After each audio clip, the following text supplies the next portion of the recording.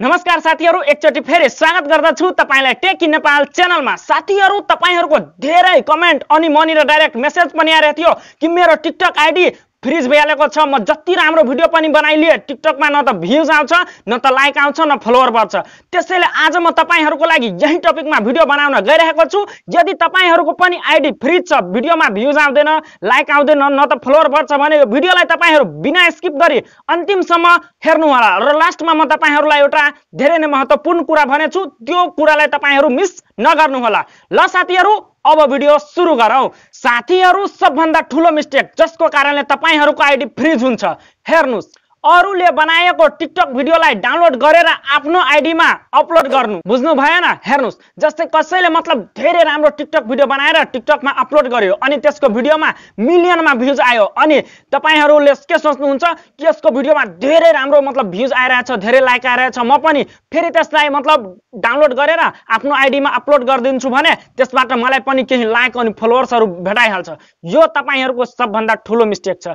अरूको भिडियो तपाईहरुले यदि डाउनलोड गरेर आफ्नो आइडीमा अपलोड गर्नुभयो भने त्यतिकै बेला तपाईको आइडी फ्रीज भइहाल्छ।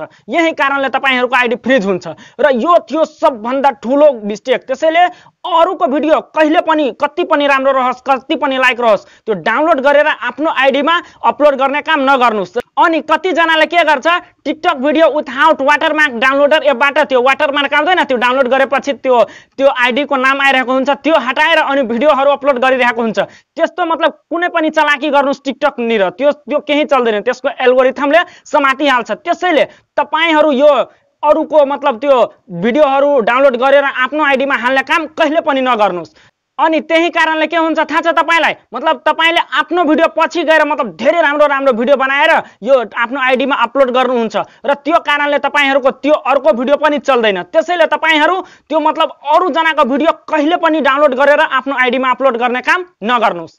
अनि दोस्रो गल्ती, मतलब धेरै जनाले यो गल्ती गर्छ, के गर्छ मतलब यो कुनै भिडियो बनाएर मतलब टिकटकमा अपलोड गरिदियो अनि त्यो अपलोड गरेपछि त्यो मान्छेलाई त्यो भिडियो राम्रो लागेन अथवा भ्यूज आएन त्यो भिडियोमा अथवा लाइक आएन अनि त्यसले के सोच्छ, किन यो भिडियो अपलोड गरिदियो, फेरि डिलिट गरिदिन्छ। फेरि अलि देर भइहाल्छ, मतलब एक दिन भइहाल्छ, फेरि अर्को दिन के सोच्छ, यार किन म डिलिट गरिदिए, फेरि त्यही भिडियोलाई अपलोड गरिदिन्छ। त यस्तो गर्नुहुन्छ भने यो टिकटकको कम्युनिटी गाइडलाइनको यो खिलाफ हुन्छ र यो कारणले तपाईको आइडी फ्रीज भइहाल्छ। त्यसैले तपाईहरु यो टिकटकमा भिडियो अपलोड गरिसकेपछि डिलिट गर्ने काम कहिले पनि नगर्नुस्, न त योको कारणले तपाईको आइडी फ्रीज भइहाल्छ।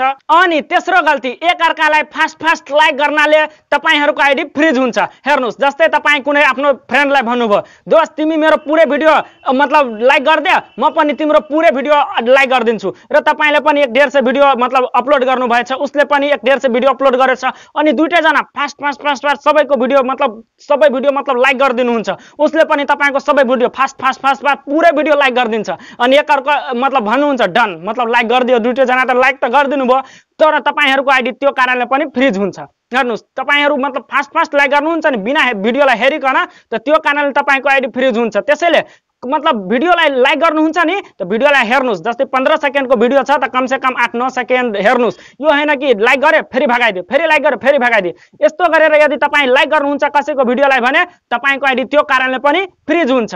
अनि चौथो कुरा, फलो फास्ट गर्नाले तपाईको आइडी फ्रीज हुन्छ। जस्तै तपाईलाई मतलब धेरै फलोवर्स चाहियो, तपाईहरुले के गर्नुहुन्छ, सबैलाई गएर फलो फास्ट फलो गर्नुहुन्छ र यसको कारणले तपाईको आइडी फ्रीज भइहाल्छ। त्यसैले फलो गर्नुहुन्छ भने मतलब आज मतलब 50 जनालाई गर्नुभयो भने भोलि 50 जनालाई गर्नुस्। यो हैन कि एकै दिनमा 500-600 जनाले एकदम फास्ट गर्नुहुन्छ भने यो कारणले तपाईको आइडी फ्रीज हुन जान्छ। त्यसैले फलो पनि गर्नुहुन्छ भने स्लोली गर्नुस्। यो हैन कि एकैचोटीमा 500-600 जनालाई फलो गर्ने, यस्तो काम कहिले पनि नगर्नुस्। 50 जनालाई एक दिनमा फलो गर्नुस् यदि तपाईलाई फलोवर्स चाहियो भने। त यही मतलब फलोवर्स वाला गल्ती यो पनि तपाईहरु नगर्नु होला। अनि पाँचौं मिस्टेक, भिडियो सधैँ टिकटक आइडीमा अपलोड नगर्नु। यो कारणले पनि तपाईहरुको आइडी फ्रीज हुन जान्छ। तर यो 4वटा मिस्टेक पहिला भने नि त्यो भन्दा अलि यो कम इफेक्टिभ छ। यदि यो तपाई 2-3 दिनको बाद पनि भिडियो अपलोड गर्नुहुन्छ भने मतलब चल्छ, तर त्यो मेन मिस्टेकहरु 4वटा नगर्नु होला। यो मतलब यो मिस्टेक मतलब त्यति खासै मतलब माइनर मिस्टेक छैन। तपाईहरुले मतलब 3-4 दिनको बाद पनि भिडियोहरु अपलोड गर्नुहुन्छ भने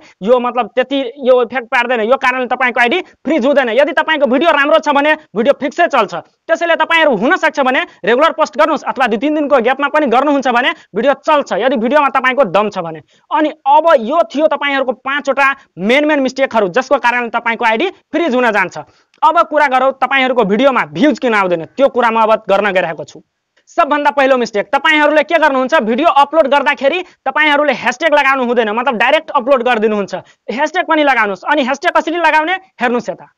हेर्नुस् यतासम्म त सबैलाई थाहै होला तपाईहरु भिडियो सिलेक्ट गर्नुहुन्छ अनि डाइरेक्ट यता पोस्ट गरिदिनुहुन्छ तलमा। तर यस्तो नगर्नुस् यता हेर्नुस् डिस्क्राइब योर भिडियो दिएछ नि यसमा तपाईहरु केही लेख्नुस्। हेर्नुस् जस्तै म आफ्नो भिडियोको बारेमा केही लेखेको छु यता पेस्ट गरिदिरहेको छु। हेर्नुस् फन्नी भिडियो रहेछ मेरो त फन्नी भिडियो टाइटल दिए अनि तलमा यो ह्याशट्यागहरु लगाउनुस्। हेर्नुस् जस्तै FYP भयो टिकटक नेपाल भयो म आफ्नो गाउँको नाम दिइहाल्छु भरबा बोइज गो भाइरल हैन for you page viral it लास्टमा फर यु लगाउनु नछुटाउनु होला लास्टमा यो फर यु लगाउनु नि होला ह्याशट्यागमा अनि यो लगाएर तपाईहरु हेर्नुस् यता हेर्नुस् तल यता पोस्टिङको अप्सन छ अनि पोस्ट गरिदिनु होला। यसबाट तपाईको भिडियोमा धेरै सपोर्ट भेटाउँछ र जसबाट तपाईको पनि भिडियो भाइरल हुने चान्स धेरै बढिहाल्छ।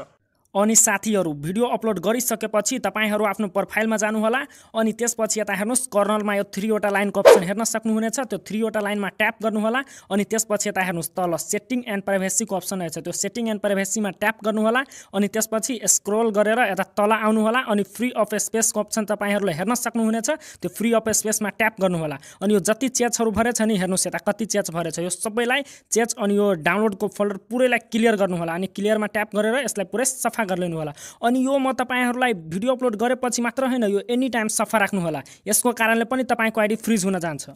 अनि दोस्रो मिस्टेक तपाईहरु भिडियो अपलोड गरिलिनु भयो अनि त्यसपछि के गर्नुहुन्छ आफ्नो भिडियो आफै चलाएर हेर्नुहुन्छ भन्नुहुन्छ वाउ नाइस साथीहरुलाई पनि गरे हेराउनुहुन्छ हेर्न भाइ कस्तो छ मेरो भन्नुहुन्छ एकदम मस्त अनि तपाईहरु एकदम खुश भइहाल्नुहुन्छ। तर यस्तो मिस्टेकहरु गर्नुहुन्छ नि आफैले हेर्ने काम भिडियो आफ्नो भिडियो आफैले हेर्ने काम गर्नुहुन्छ भने तपाईहरुको भिडियोमा कहिले पनि भ्यूज आउँदैन। त्यसैले तपाईहरु आफ्नो भिडियो कहिले पनि नहेर्नुस् मतलब आफ्नो भिडियो अपलोड गर्नुभयो नि त 3 दिनसम्म कम्तीमा नहेर्नुस् मतलब 3 दिन पछि हेर्नु होला। म कमेन्टहरु पनि कसैले गर्छ नि त 3 दिन पछि रिप्लाई दिनुस् यो हैन कि अहिले कमेन्ट गर्यो अनि तपाईहरुलाई भन्यो नाइस त भन्नुहुन्छ थ्यांक यू फेरि अर्कोले भन्यो वाउ नाइस त फेरि गएर भन्नुहुन्छ थ्यांक यू। यस्तो काम यदि तपाई गर्नुहुन्छ भने तपाईको मतलब भिडियो कहिले पनि अगाडि बढ्दैन। त्यसैले भिडियो अपलोड गरिसकेपछि 2-3 दिनसम्म बिर्सिहाल्नुस् कि म भिडियो अपलोड गरेछु अनि हेर्नु नै छ भने अर्को आईडीले हेर्नुस् अथवा अर्को मोबाइलबाट हेर्नुस् योले तपाईको अझै भ्यूज भाग्छ तर आफ्नो आईडीले आफ्नो भिडियोलाई नहेर्नुस्।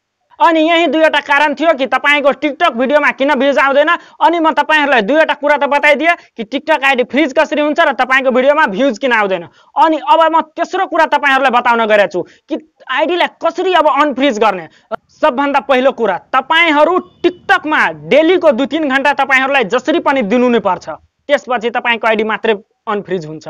मतलब 2-3 घण्टा मतलब बुझ्नु भएन भिडियो हेरेर होस् लाइभमा बसेर होस् जे गरेर पनि 2-3 घण्टा त टिकटकमा तपाईलाई बिताउनु नै पर्छ।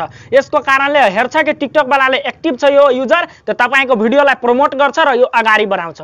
त्यसैले 2 देखि 3 घण्टा त तपाईहरु यो टिकटकमा दिने काम गर्नुस् र यसमा बस्ने पनि काम गर्नुस्।